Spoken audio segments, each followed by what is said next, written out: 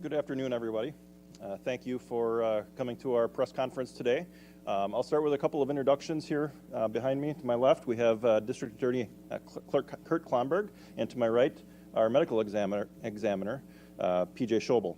I am Dodge County Sheriff Dale Schmidt, and today we want to share some information with you about the death investigation regarding the baby known as baby Theresa. 13 years ago, authorities in Dodge County found a deceased baby near the village of Theresa. Until today, the community has been left wondering if her family would ever be identified. Today, we can provide that closure. This case has been resolved. On Wednesday, April 29th, 2009, the Dodge County Sheriff's Office and the Dodge County Medical Examiner's Office responded to Lone Road in the town of Theresa and confirmed the death of a newborn baby found abandoned in a garbage bag. The full-term, 8-pound baby girl appeared healthy. At that time, tests were conducted which were used to determine the cause of death for the baby. Investigators named her baby Theresa to provide her with an identity, naming her after the community closest to where she was found, the village of Theresa. Authorities worked timelessly at the time to identify family members of baby Theresa, parents, grandparents, aunts, and uncles, to provide her with a respectful and dignified burial. Unfortunately, no family members could be identified, and baby Theresa was laid to rest without family present on Monday, May 11th, 2009, at Lowell Cemetery in southwest Dodge County. While the family may not have been present, her community in Dodge County was there to pay her respects. Now I'm going to turn it over to Medical Examiner PJ Schobel for some comments about his portion of the investigation. The Dodge County Medical Examiner's Office conducted an investigation of the incident, and I ordered an autopsy which was performed on April 30th, 2009. The medical examination did not reveal evidence that supported the contention or charge that the child was murdered. The pathologist concluded that the incident was a fetal demise, indicating that the child may have died prior to or during birth. For almost 13 years, the Dodge County Sheriff's Office and the Dodge County Medical Examiner's Office continued to investigate, and advances in forensic science allowed us to identify a suspect in the incident.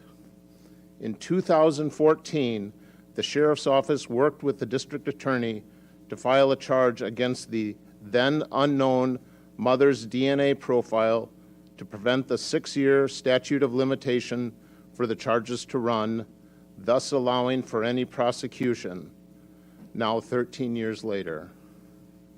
In 2021, the mother was identified as Karen Lutonen from Milwaukee.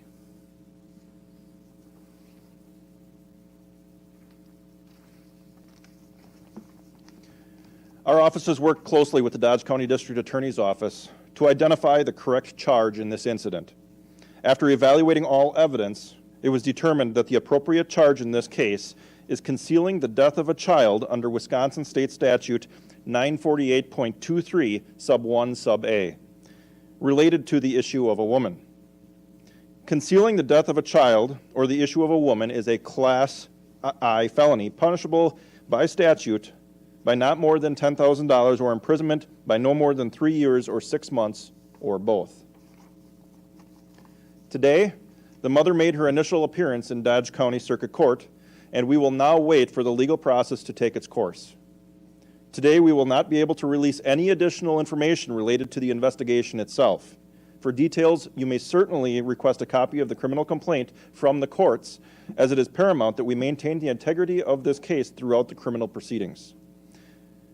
This incident shocked our Dodge County community when it occurred. By by as shocking as it may be, the professionals of the Dodge County Sheriff's Office, the Dodge County District Attorney's Office, and the Dodge County Medical Examiner's Office, along with our community, came together from the initial discovery of baby Theresa's body until today. I'd like to now have District Attorney Klonberg also provide some information for you. I'm Dodge County District Attorney Kurt Klonberg. Because this case that we are discussing is not concluded, for ethical reasons, I must be very limited in my comments. I'm also ethically required to remind everyone that the defendant is presumed innocent unless and until proven guilty in court. I want to recognize the exceptional work of the Sheriff's Office and the Medical Examiner in this investigation. The commitment from both offices was extraordinary. The charge in this case is concealing the death of a child, specifically the issue of a woman. Issue of a woman is a legal term that includes a child not born alive. This crime carries a maximum penalty of 1.5 years of initial confinement and 2 years of extended supervision.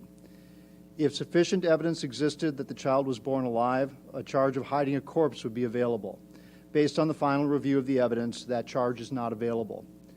Stepping away from the facts of the current case, in reviewing this law, I was surprised that the charge for hiding the issue of a woman, given the range of behavior covered by the statute, was so different from other charges related to hiding a corpse.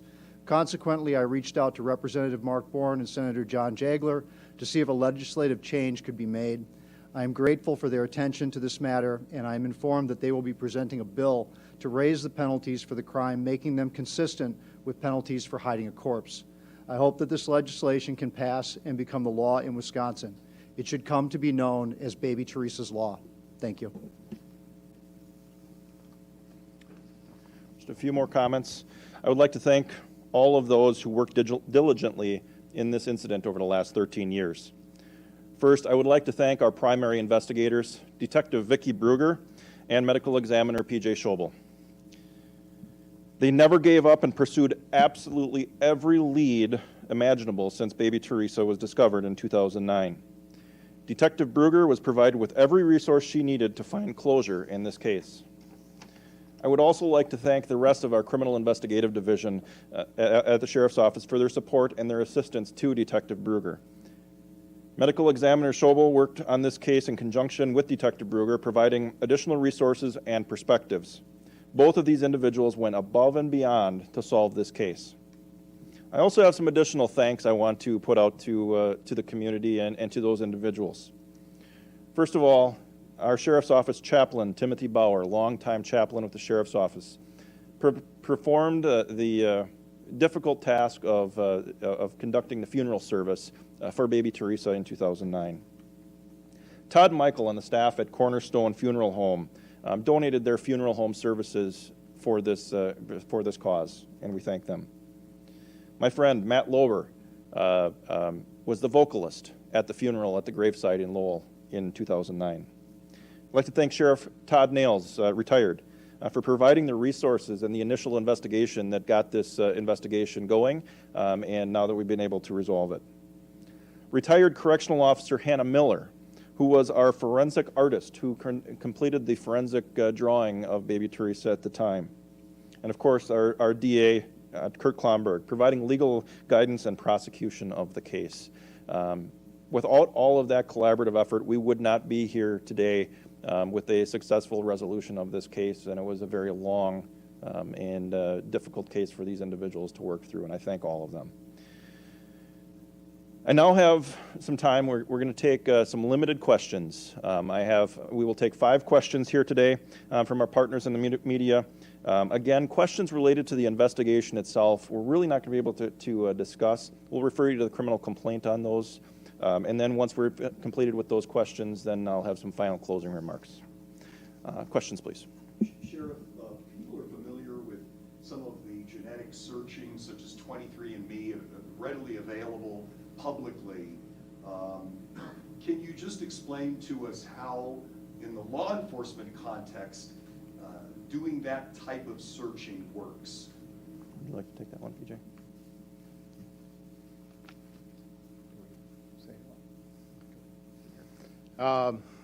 Briefly, what we did was we used a a service that provided a genetic profile in the family, and they used a similar to actually Ancestry, which provided us a family tree for baby Theresa.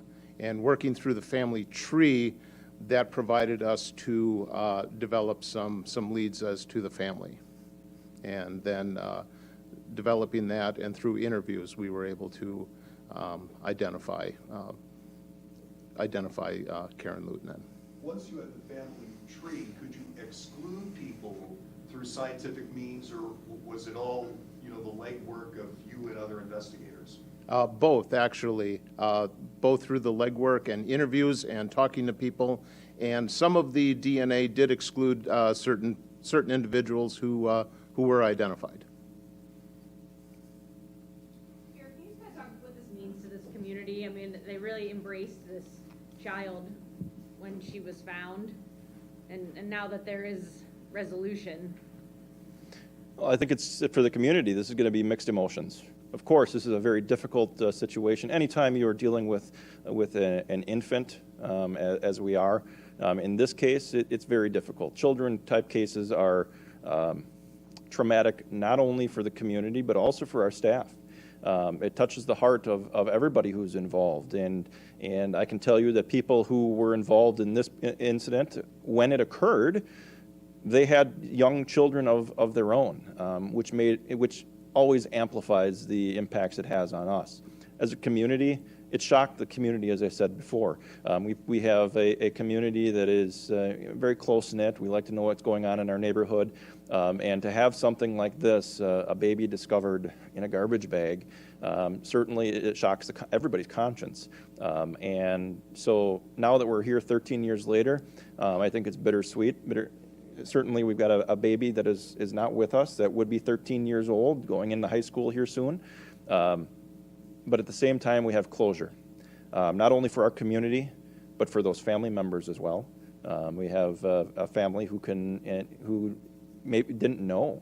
Now, obviously, they're going to have to deal with this moving forward, that they may have had a niece or a granddaughter, and those are impacts as well. So certainly a lot of different emotions are going to be felt by the community here with this one. But at the end of the day, we have closure, and that's important. And we all understand, and there won't be any lingering questions. Are there other cold cases now that your investigators are looking into? Our investigative staff are always looking at cases that are cold cases or ones that we haven't solved. I'm not going to go into any details about other cases that we're currently working, but if it's open, we're still investigating it. And the teamwork that I saw from my investigators in this case and in some of the other cases recently make me confident that if we are able to resolve those cases, we will. I am of the opinion that our investigative staff are at the top of the pack. They are top-notch. They know what they're doing, and then the rest of our team here at the Sheriff's Office just pull together and work with them. It's incredible, and I'll tell you, I have never seen in my 20 years in law enforcement the teamwork that I am seeing from our staff right now. It's incredible, and I'm hopeful that in the not-too-distant future, there are some other cases that haven't been solved that we'll be able to do that on. Can you spell the mother's last name, and what are the next steps for her? I certainly can. I highlighted it because I knew you'd ask that. Karen's first name, K-A-R-I-N, Luutinen, L-U-T-T-I-N-E-N. And as far as next steps, I'll let Kurt take that. The next step will be the district court administrator will assign a judge, and when that judge is assigned, the judge's staff will reach out to the attorneys, and we will get a date for an arraignment, and that'll be the next step in the criminal procedure. One last question. Is this the demonstration of a real breakthrough? Law enforcement has been stymied in the past at times when a DNA sample is coming from someone who's never had an intersection with the law, no criminal stop, no felony, not even a misdemeanor, when they have no record whatsoever. Does this open up a brand new avenue in cases like that? I would say it's not brand new. It's something that we have been working, but advances in this area are incredible. And certainly as we move forward, it's something that we're going to continue to utilize.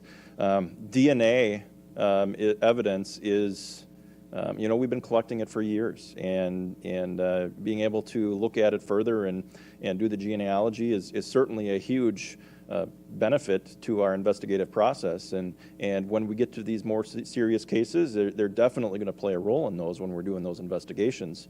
Obviously, at this point, the lower level misdemeanor type crimes aren't going to necessarily rise to that. But when you get to the serious cases like this one, certainly that may and will play a part. BJ, you have anything else? Okay. All right, perfect. All right, I thank you everybody for coming. I just have a couple closing comments here.